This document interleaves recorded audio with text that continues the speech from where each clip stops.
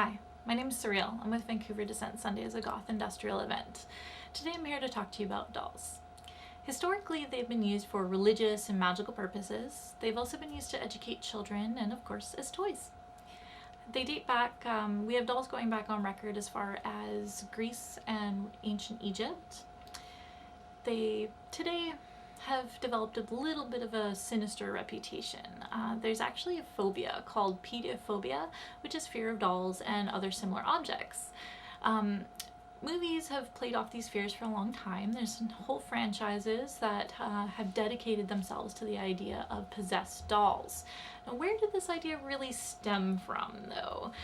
As far as I can tell, one of the earliest written accounts of an actual concern of a possessed doll was actually the case of the doll Annabelle. As I'm sure many of you are familiar with, there's a movie that actually just came out, Annabelle.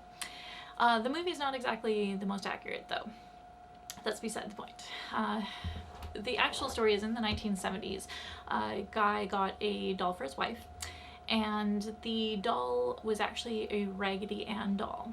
Now, they had this problem where the doll was like moving around the apartment and they didn't know who was moving it or why it was moving, and so they had a seance. They had a medium come in and they did a seance, and they determined that there was a girl, the ghost of a 7-year-old girl, Annabelle Higgins, and she was murdered and left in a field not far from where they were living. Now, the couple felt bad for this spirit, so they agreed to let the spirit stay and inhabit the doll. Well, as it turns out, 2 people ended up being murdered, and there is some speculation as to whether or not it was this possessed doll. Today, the doll is actually on display at a museum for 2 ghost hunters, so you can actually go see it. It's kind of cool.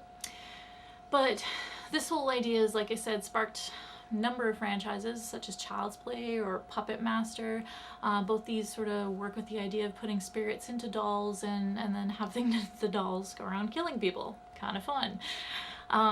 If you like that sort of thing. But, this type of attention has really developed a lot of imagination and room for us to move away from the traditional doll type. There's a lot of lines of creepy dolls out there. I'd like to talk about 2 of them today. One of them is actually the Monster High dolls. Now, these dolls are a mass market produce. You can find them in Toys R Us or basically anywhere where they sell like girls' toys. Monster High dolls are supposed to be marketed for children, although I'm not entirely sure why. They're super sexualized. A lot of the outfits are actually kind of fetish wear, so it's kind of like, okay, what do you send in these little kids? But the cool thing about them is they do have a little bit more of a positive message, in the sense that the slogan for the dolls is to be unique, be yourself, be a monster, which is kind of cool. The other kind of cool thing is if you have more than one of these dolls, you can actually take their limbs off and trade the limbs and create a new doll of your own, which is also kind of a neat concept. Most of the dolls are modeled after famous monsters and horror movies, so kind of cool.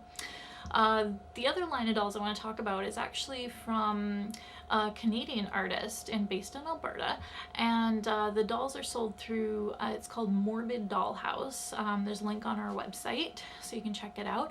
These dolls are all handcrafted out of clay individually and sold, and only so many of certain types are made, as far as I know.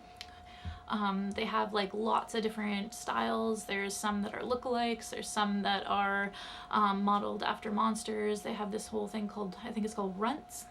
Very cool. And each piece is individually crafted, so you should check those out because they're definitely a conversation piece. Very cool. And support your local Canadian, well, not local to Vancouver, but Canadian artists. So yeah, that's all I wanted to say about dolls today. I hope you enjoyed it and hope you learned something.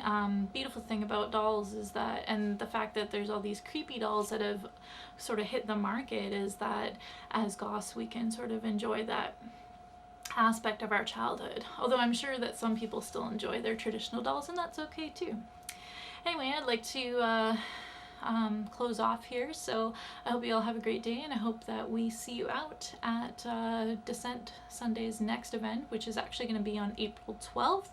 We're doing a Mad Hatter theme, and it'll be at the Red Room. Doors open at 9 p.m. and covers just $5. So be sure to come on out and say hello. Take care.